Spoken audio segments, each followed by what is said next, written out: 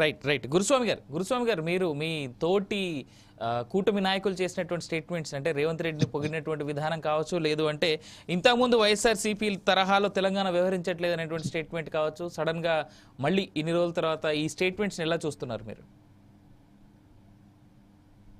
జయరాం గారు, మీకు ప్యానెల్లో ఉన్న పెద్దలకి, మన టీవీ లైవ్ వీక్షిస్తున్నటువంటి ప్రేక్షకులకి అందరికి కూడా హృదయపూర్వక నమస్కారాలు తెలియజేస్తున్నాను. నేనైతే పవన్ కళ్యాణ్ గారు మాట్లాడిన మాటలతోటి ఏకీవిస్తున్నాను. ఎందుకు ఆ మాట చెప్తున్నాను అంటే, ఈరోజు రేవంత్ రెడ్డి గారు బెనిఫిట్ షోలకి రేట్లు పెంచుకునేదానికి అవకాశం ఇచ్చాడా లేదా అనేది ఒకటి ఆలోచించండి. అంటే ఒకరినొకలాగా చూడటం కాకుండా బెనిఫిట్ షోలకి రేట్లు పెంచుకోమని ఇచ్చాడు. ఆ వ్యత్యాసాన్ని మీ ఇక్కడ ప్యానెల్లో ఉన్న పెద్దలు కావచ్చు, మీరు కావచ్చు, అందరు కూడా అర్థం చేసుకోవాలి. అది ఏం జరిగింది అనేది కూడా అందరికి కూడా తెలుసు. ఆంధ్రప్రదేశ్ లో ఏ ఇన్సిడెంట్ జరిగిందని చెప్పి సినీ ఇండస్ట్రీని మోకరిల్లే విధంగా జగన్మోహన్ రెడ్డి గారు ప్రవర్తించారు.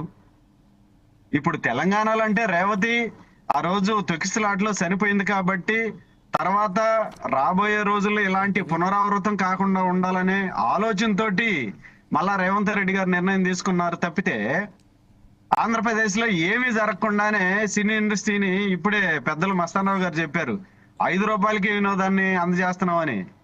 వీళ్ళైతే వినోదాన్ని అయితే 5 రూపాయలకి అందజేయచ్చు, మందు పాపం మందును మాత్రం వీళ్ళు 5 స్టార్ హోటల్లో దొరికే విధంగా టచ్ చేయాలంటే షాక్ కొట్టే విధంగా ఉండాలని చెప్పి మందును మాత్రం వీళ్ళు విపరీతమైన రేట్లు పెట్టి వీళ్ళ వారసులు, వీళ్ళ బంధువులు అందరు కూడా 100 కోట్లు వెనకేసుకున్నది అందరు చూస్తా ఉన్నారు. ఏమి పాపం వినోదాన్ని 5 రూపాయలకి ఇచ్చిన వాళ్ళు క్వార్టర్ బాటిల్ 5 రూపాయలకి ఇవ్వకూడదా వీళ్ళ?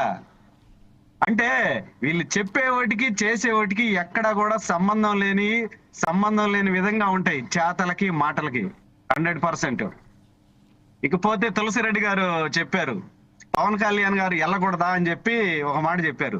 ఇక్కడ పవన్ కళ్యాణ్ గారు మాట్లాడిన మాటలు ఏంటంటే, ఆ రోజు ఇన్సిడెంట్ జరిగింది కాబట్టి ఇన్సిడెంట్ జరిగిన తర్వాత అది అల్లు అర్జున్ మీద ఒక్కడి మీద తోసేశారు, తర్వాత అయినా సరే ఆ యూనిట్ సిబ్బంది అయినా వెళ్లాల్సింది అని చెప్పి మాట్లాడారు. ఇప్పుడు ఏదైనా పొరపాటు జరిగినప్పుడు తనకి సంబంధించిన ఇంట్లో వల్ల, లేదంటే ఇప్పుడు ఇది సినిమా కాబట్టి ఆ ఇండస్ట్రీ పరిశ్రమ వల్ల వెళ్ళి మాట్లాడి పరామర్శించి వాళ్ళకేదో ఆర్థిక సహాయం చేసి ఉంటే బాగుండు అనే ఉద్దేశంతో మాట్లాడారు. ఇప్పుడు మొన్న 1 కోటి రూపాయలు ప్రకటించారు, 50 లక్షల కోటి రూపాయలు అందరు కలిపి ఏదో 2 కోట్లు ఇచ్చారు అందరు కలిసి.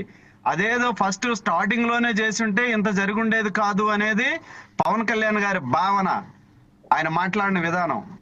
అంతే తప్పిస్తే ఇక్కడ ఎవరినో వన్ సైడ్ గా మాట్లాడాలనో, లేదనుకుంటే రాజకీయాలు ఇలాంటి ఎక్కడ కూడా పవన్ కళ్యాణ్ గారిని మాట్లాడిన మాటల్లో కూడా ఎక్కడ కూడా నాకైతే ఎక్కడ కనిపించట్లేదు. అంతే తప్పితే ఇది రాజకీయం చేయాలన్న ఆలోచనతోటి, రాజకీయ దురుద్దేశంతో గుడ్డగాల్సి మీదేసినట్టు మాట్లాడుతున్నారు తప్పితే వేరేదైతే ఎక్కడా ఏ లేదు.